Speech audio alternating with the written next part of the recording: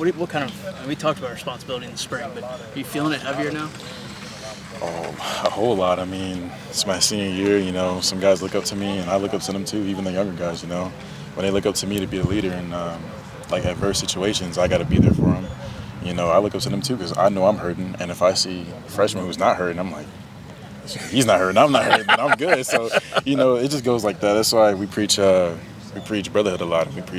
We're all connected. It's like a chain. Like we're all connected, and nobody's bigger than the other person. So. And those guys that you looked up to, Jelani, Jackson, they're back. What's it like having them still to lean on? I mean, it's good, because now I get to look at Jelani, and Jelani gives me tips on how to be a good leader. He gives me tips on how to be a great player, and even Jackson Mitchell, I've seen him since my freshman year. I've always looked up to him, so having him as my coach is like, it's just a blueprint to get to the NFL, and if I mess it up, it's because of me, because I got everything for me right there. So. When did you find out that he was a coach? Did you walk in a room one day and it was like you saw a ghost, that he was just sitting there? Nah, literally, yeah. So I think we had position meetings, and it was after like a random workout. He was like, "Oh, we want you guys to come in to see," and I was like, "All right." Just called us in out of nowhere, so it got to be something's up. So I walk in there, and you know how you take the double look at person. Yeah, right. So I looked, and I was like, "Oh, there's Jackson Mitchell right there." So yeah, it's a good thing though. It surprised me a lot, but I like it. It's good. And it sounds like he's crashing with Coach. He's living in the Mora household, so yeah, he's just he's falling right back in. He's just chilling, man. He's just chilling. So that's good. That's great. Anybody impressed you, newcomers-wise, on the front seven that keep an eye out for? Oh, yeah. All of them, to be honest, for my part.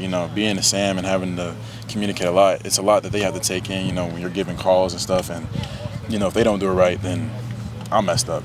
So, watching them like Trent, Ben, Vincent, Steph, really the whole D-line, they all have made a significant jump, especially having Dow and Jelani there and everybody else like Jack Bar, Price, like them leaving, it's like, oh my gosh, there's a gap. But, if you really sit down, you really look, it's like, those guys were there, they gave the blueprint, the foundation, and now we got the new guys who are taking in the steps, taking in the role. So, what does the passing game look like from your vantage point with obviously Skylar's returning, Louis coming out off the side, off the end, but what else are you seeing from that passing game? I see it. Oh, it's like a whole electric show. You got not even just Skylar. You got Mel. Mel's another one where we can line him up in the slot. We got a lot of new receivers. We got freshmen. John Nider is a real big sleeper. Who else we got? Oh, the guy from Rice, Bowman, Ty Bowman. Yep. The other one from USF. Like, our passing game is elite now, and especially with our offensive line like Ben and having Carson Cassidy, even Wes. Yep. It's gonna be a good show. It's gonna be a good show. Is this the first time you've had quarterbacks come back and potentially start 2 years in a row? Yeah, this is the first time. Yeah.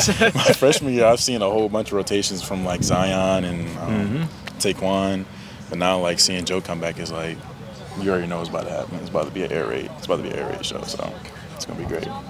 How important is it to have that sort of continuity going into this year? It's really important, to be honest with you. Everybody looks at it as, what can we do next for this year? Because what we had last year, and the biggest thing I tell my teammates and the biggest thing like Joe tells us is, it really doesn't matter what happened last year, because last year was in the past. Anything can happen this year. We can be really bad this year, or we can be really good. But the biggest thing is really leaving everything in the past, because you don't want to bring something from the past into the new year, because all you're stuck on is what we did in the bowl game. And really, honestly, none of that even matters anymore, because the bowl game was 2024. So it's a real big responsibility. It's great. Does it make it easier then, if we're talking in that way, that the entire defense is new? And if the starting 11, you're only got a couple of returners, so it's almost like you can't use last year. You've got to move on, because there's no starters really coming back. Yeah, honestly, especially being one of them coming back, it's like everybody's like, oh, we got the pressure of being better than we were last year. No, we don't. Yeah. We don't have none of that pressure at all, because we are a new team. Everybody is different. This is not 2024 UConn. It's 2025 UConn. So what we do this year, this pressure is from what everybody else has and with themselves. Like, TK wants to go to the league. I want to go to the league. Wes wants to go to the league. Like, that's their type of pressure, and that's my type of pressure. We don't have a type of pressure where it's like, we got to be better than what we have last year, because last year doesn't matter. So we're all just focused on what the new goals is and what the new step is. That said, though, do you feel any extra excitement coming into this camp where you know, like, this is what we're capable of, and this is what this program is capable of? Oh, yeah. I feel, coming into this camp now, especially after all the adversity we've had in the past couple of years, coming in this camp is real. Like, I feel real confident about our team this year, and real confident even when I'm not here, seeing the team next year, Because our team now, like, the culture we have now is a true brotherhood. Like, I know a lot of people say brotherhood this, brotherhood that, but if you really, like, look at us and how we bond with each other, like, it's a true brotherhood. And we have a lot of talent, and sometimes a lot of talent goes the wrong way, too. You can have a lot of talent, but you can't, put it in the right position. So, but with our case and our team, we have a lot of talent, and we have a lot of guys with a lot of work ethic, especially being under Tyson Brown, and a lot of guys being under, what's his name? Coach Brock for us, the defense-wise. Like, we have a lot of real gritty guys, and a lot of us want to go some places. So having those coaches under us pushes us a lot more. So I'm real confident about this.